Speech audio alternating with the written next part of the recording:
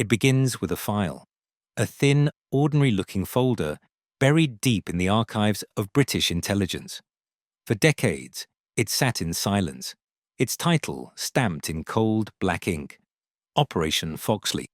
Inside, reconnaissance photos, sketches of mountain paths, ballistics calculations, forged documents, and a simple, chilling objective: reach Adolf Hitler, get close, take the shot. By the final years of the Second World War, Europe was burning. Cities were reduced to rubble. Millions were dead or displaced. And yet the man who had started it all was still alive, still giving orders, still clinging to power. In London, in underground war rooms thick with cigarette smoke and tension, a question began to quietly surface in the minds of planners and analysts. What if we don't just fight Hitler's armies? What if we remove Hitler himself? For much of the war, the idea had been dismissed, almost taboo. There was a strange, dark calculation at work. However monstrous Hitler was, his decisions were increasingly irrational. He interfered with his generals, overruled experts, split his forces, and clung to a hopeless position. Military analysts in Britain noticed a brutal truth. His incompetence was actually helping the Allies. As the war dragged into 1944, though, the cost in human lives rose higher and higher. The Eastern Front was a rolling apocalypse. In the West, Allied bombing campaigns devastated German cities, but the Nazi regime refused to collapse. There was no sign of surrender, no sign of negotiation, only more death. Quietly, in the corridors of British intelligence, the unthinkable was pulled back onto the table. What if we kill him? The first conversations were tentative, almost hypothetical. Senior officers discussed it in guarded language, as if the idea itself might be overheard. Could such an operation be done? Would it even change anything? Would the German leadership fracture and crumble, or would a more competent successor take over and prolong the war? Despite all the doubts, the momentum grew. Eventually, the question reached the only man who could truly authorize such a thing: Winston Churchill. Churchill had no illusions about Hitler. He had watched his rise from the very beginning, warned about him when other leaders still believed in compromise, and stood firm when Britain stood alone. To him, Hitler was not just an enemy. He was the central source of the catastrophe engulfing the world. But assassinating the head of a foreign state, even one as monstrous as Hitler, was something else entirely. It carried moral, political, and strategic consequences that would echo for generations. If the attempt failed, Hitler would become a martyr in his own propaganda. If it succeeded, history itself might veer onto a different path. Still, the war was entering its bloodiest phase. The landings in Normandy had opened a new front, but victory was not guaranteed. The Germans were still capable of fierce resistance. The casualty list grew longer every week, and in the East, the fighting between Germany and the Soviet Union consumed lives on a scale almost unimaginable. Churchill gave a cautious, carefully worded green light. The order was not, "Go and kill him at once." It was something more subtle, more deliberate. Explore the possibility. Study his movements. Find his weaknesses. Bring me a plan. And so, deep within the shadowy world of the Special Operations Executive and British intelligence, a small group of officers began piecing together a blueprint for one of the most audacious operations of the entire war. They started with the fundamental question: where is Hitler vulnerable? Berlin was hopeless. The Reich Chancellery was a fortress of concrete and steel, surrounded by layers of guards, checkpoints, and watchful eyes. The Wolf's Lair in East Prussia was no better. A heavily secured, mine-ringed complex buried in the forests, designed to withstand bombing and sabotage. But there was one place, one habit, that seemed less controlled: a place of ritual, routine, and dangerous familiarity. High in the Bavarian Alps, above the town of Berchtesgaden, Hitler had a private retreat, a mountain complex known as Obersalzberg. Here stood his residence, the Berghof, with its famous panoramic window overlooking the valley. Nearby, along a quiet path across the hillside, sat a small tea house, the tea house, where Hitler liked to walk, talk, and sit with a cup of tea while drinking in the alpine air. British intelligence began collecting every scrap of information they could about Obersalzberg, aerial photographs, tourist accounts from before the war, reports from locals and defectors. Little by little, a pattern emerged. At the front, Hitler was unpredictable. In Berlin, he could disappear underground. But in the mountains, he was a creature of habit. He often walked to the tea house at roughly the same time, on the same path, taking in the same view. The guard presence around him there, though still dangerous, was looser than at his other headquarters. The environment was quiet, the terrain wooded, the slopes perfect for concealment. For the planners of Operation Foxley, this was the first real opening. They could not reach Hitler in his bunker. They could not easily touch him in his capital. But on a mountain path, with trees and rocks for cover, in the early morning calm, a single, well-placed sniper could do what entire armies had struggled to do for years. The concept was simple, but turning that concept into a real, workable mission required something far more difficult. Human beings willing to step into the lion's den, wearing the lion's skin, and pull the trigger. That was the next step. Find the men who would go. The search for the right operatives began quietly. No announcements, no formal recruitment. This mission needed men who could blend into the mountains of southern Germany, who could move like ghosts, who understood the terrain and the language well enough to pass through the countryside without raising an eyebrow.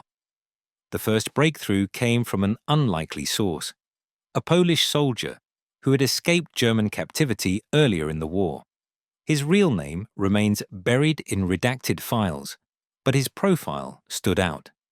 He spoke flawless German, had lived in the region before the war, and knew the manners, uniforms, and rhythms of German military life better than most British agents ever could.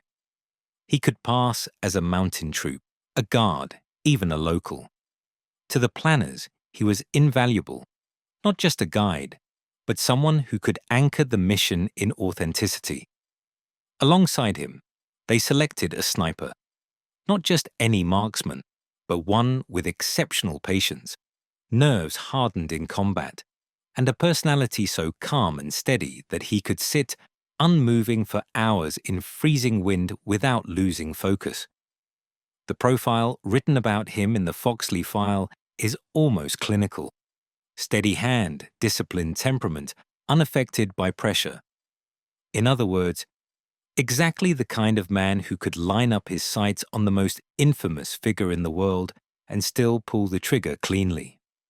Training began far from Germany, in the quiet hills of Scotland. The operatives practiced moving through dense forests, crawling over cold, rocky slopes, and firing from concealed positions at long distance. The instructors recreated the geography of Obersalzberg as closely as possible. They even built mock-ups of the tea house path, complete with approximate guard spacing. But the training wasn't just physical. The men had to disappear into new identities. They were given German uniforms tailored down to the stitching. They memorized the insignia, the etiquette, the posture of Wehrmacht troops. Their forged papers had to be perfect: leave passes, ration cards, travel authorizations. A single mistake, a wrong date, a mismatched region stamp, could mean discovery, arrest, torture, and the end of the mission before it began. Every detail mattered, even the weapons.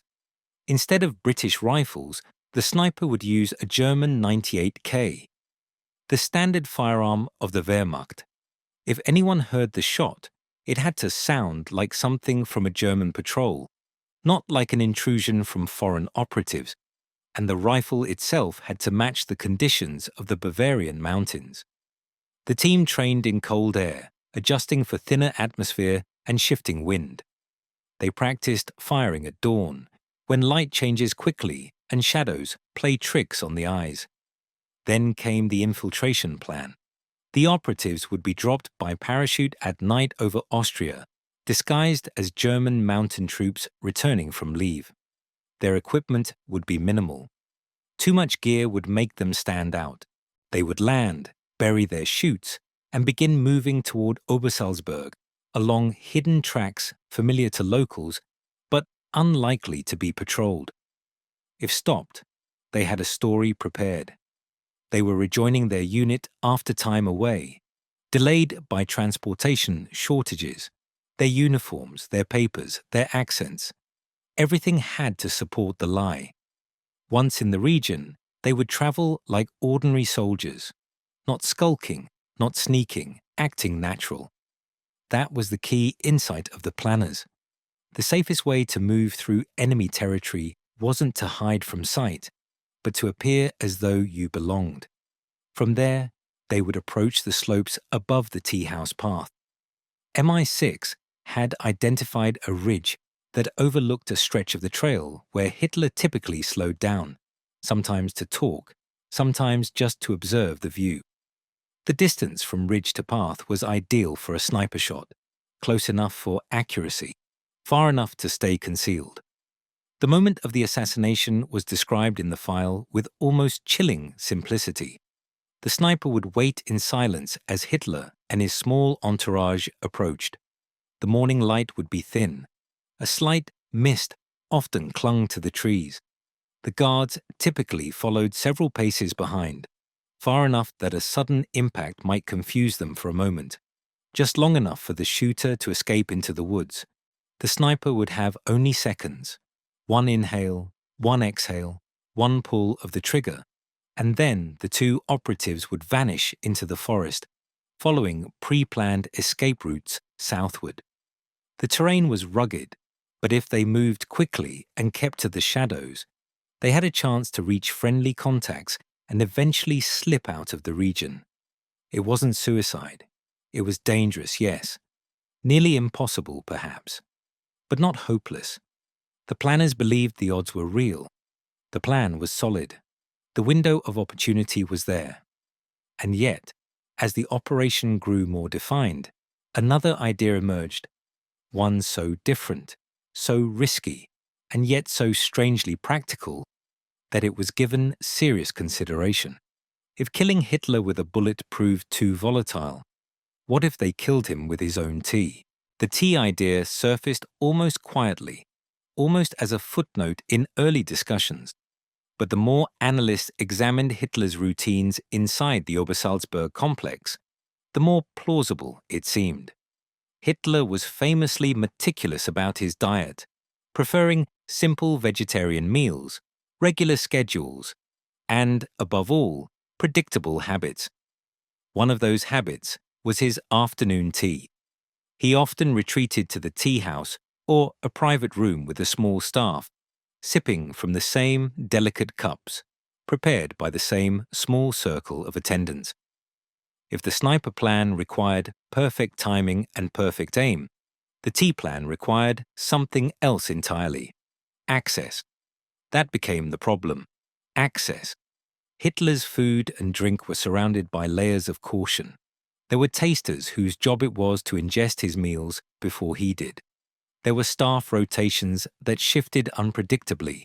Even the utensils and serving trays were inspected. To poison a cup of tea under those conditions would require a kind of infiltration that MI6 simply could not guarantee. There was also the question of speed. If the poison took too long to work, Hitler might be rushed to medical care, revived, or simply fail to die outright. Any delay meant disaster, because once suspicious illness set in, the Germans would clamp down on security with brutal efficiency. Every cup, every dish, every staff member would come under scrutiny, and the window to strike would slam shut permanently. And then there was the psychological factor. A sniper's shot was clean, decisive, and immediate.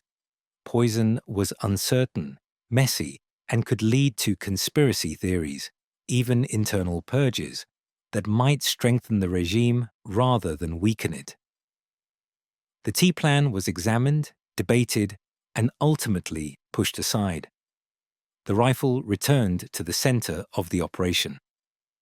Back in the Scottish training grounds, the selected operatives continued rehearsing. They practiced holding still for hours in damp grass, crawling silently across frosted earth, and lining up shots through shifting mountain fog. Their instructors drilled them relentlessly, aware that on the actual mission, a single snapped twig could mean discovery. A single hesitation could mean death. Meanwhile, in London, a separate team analysed Hitler's behaviour. They built psychological profiles, trying to understand not just where he might be, but why he moved the way he did. One analyst noted a pattern. As the war turned against Germany, Hitler began clinging more tightly to predictable routines. The world was collapsing around him. Cities bombed, armies shattered. And he sought refuge in the places where he still felt in control. Obersalzberg was one of those places, and that predictability was exactly what made him vulnerable.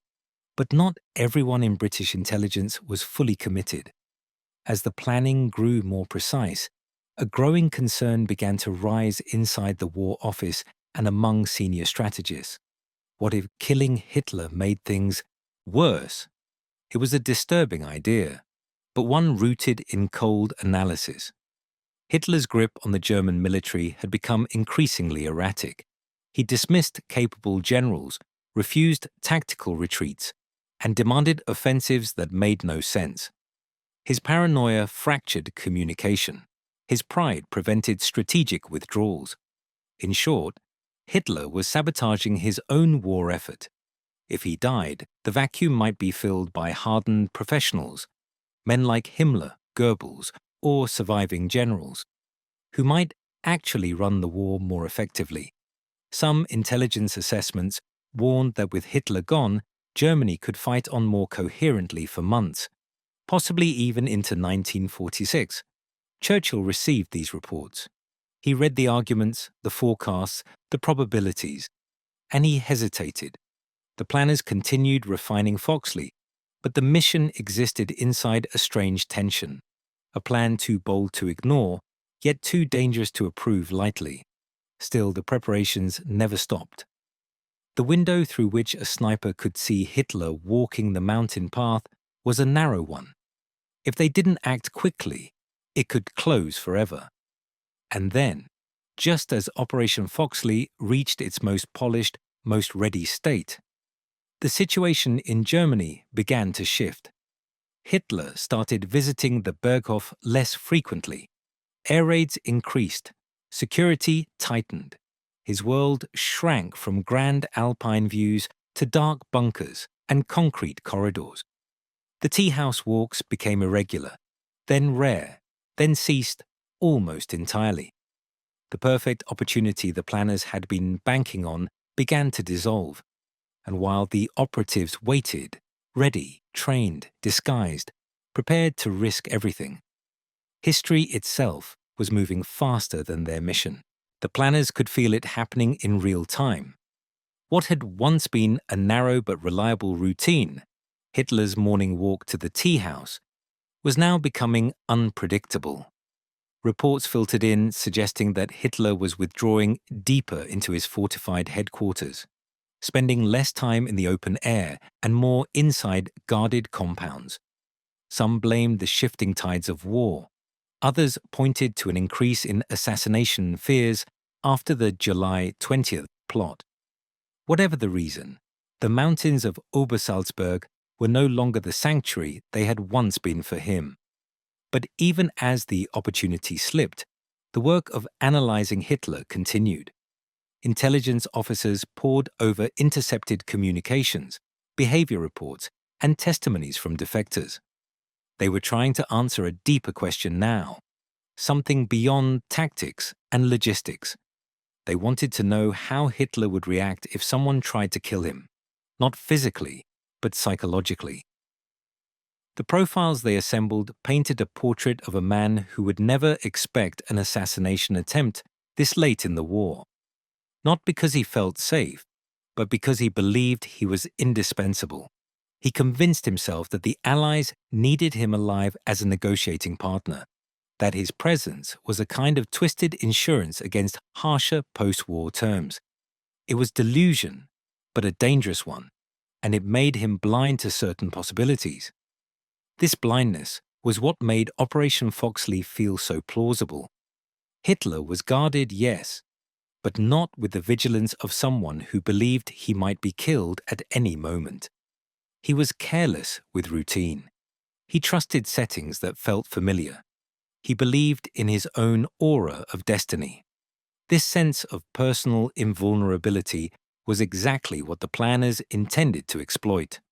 Still, a new question began to trouble the analysts. If Hitler felt invincible, what would happen to the German military machine if he suddenly vanished? Would the shock trigger chaos? Or would competent generals seize control and reorganize defenses with ruthless efficiency? It was a possibility too large to ignore. A faster-moving, more rational German command structure might reinforce the Western Front. They might regroup on the Eastern Front. They might even negotiate terms separately with one Allied power, altering the shape of the post-war world. The idea was uncomfortable. Assassinating a tyrant seemed morally clear. Strategically, it was a storm of unknowns. And the closer the operation came to approval, the louder these doubts grew. For the operatives themselves, none of this mattered. Their job was simple: land, infiltrate, climb, wait, fire. But the weight of what that single shot could unleash, politically, militarily, historically, was immense. It wasn't just a bullet. It was a potential fracture in the timeline of the war. As the Allied armies advanced from the west and the Soviets surged from the east, the urgency to make a decision intensified. If the operation was to be executed, it had to be soon. They needed Hitler to return to his mountain estate. They needed his routine to resume. They needed the window. But the reports were unambiguous. Hitler was retreating from the openness of the Berghof and descending more and more into a world of bunkers, underground rooms, and heavily fortified headquarters. The T-walks, the very heart of the plan, were disappearing. The planners waited. The operatives remained on standby, trained, prepared, and eager to begin. Every sunrise that passed without Hitler visiting the tea house chipped away at the feasibility of the mission. And then, as winter tightened around Europe, the truth became undeniable. The sniper would never get the shot. Hitler was gone from the mountains physically and mentally. His world had collapsed into reinforced concrete, paranoia, and final commands shouted into the darkness. The man who once stood in sunlit alpine air now hid beneath Berlin, surrounded by collapsing walls and the echo of distant artillery. Operation Foxley had reached the brink of action, sharpened, rehearsed, and nearly ready, only for the war itself to twist the path out from under it. The plan stayed in its folder. The operatives never deployed. The rifle never fired. Yet the story wasn't over, not for the planners, not for the war, and not for the question that would haunt historians long after the documents were declassified. What would have happened if they had pulled the trigger? It's a question that lingers in every line of the Foxley file. What might the world have looked like if two disguised operatives had slipped through the Bavarian forests, taken position on a cold ridge, and fired a single shot that ended Adolf Hitler's life months before Germany collapsed? Inside British intelligence, the debate never really stopped. Some believed the war would have ended sooner. Without Hitler's interference, the German military might not have launched hopeless counterattacks. might not have wasted reserves, might not have clung to doomed positions out of blind loyalty to one man's delusion. They argued that removing him would break the psychological spine of the Reich, shatter its propaganda, and send shockwaves through every occupied territory. Others saw a different possibility, one that kept Churchill awake at night. A post-Hitler German leadership might have been more pragmatic, more disciplined, more capable. They might have negotiated a partial armistice with the Western Allies while continuing the fight against the Soviets. They might have prolonged resistance in the Alps or across fortified cities. They might have forced the Allies into battles far bloodier than the ones that ultimately ended the war. The frightening reality was that no one knew. Killing Hitler could have saved hundreds of thousands of lives, or cost hundreds of thousands more. It could have shortened the war, or reshaped it into something even more catastrophic. In the end, history chose its own path. As the Allies advanced across Europe, Hitler retreated into the Berlin bunker, surrounded not by peaceful mountain landscapes, but by concrete walls and the distant rumble of artillery. The man Operation Foxley had been designed to eliminate died not in a silent alpine morning, but in darkness, sealing the fate of the collapsing regime around him. When the files were finally declassified decades later, historians opened them expecting sketches and theoretical discussions. What they found instead was a complete operation, a carefully crafted infiltration strategy. The identities of chosen operatives, forged papers, detailed maps of the mountain trails, calculations of wind speed and rifle drop, even notes on how the sniper should conceal himself among the pine trees. Operation Foxley was not a fantasy. It was real, precise, and dangerously close to execution.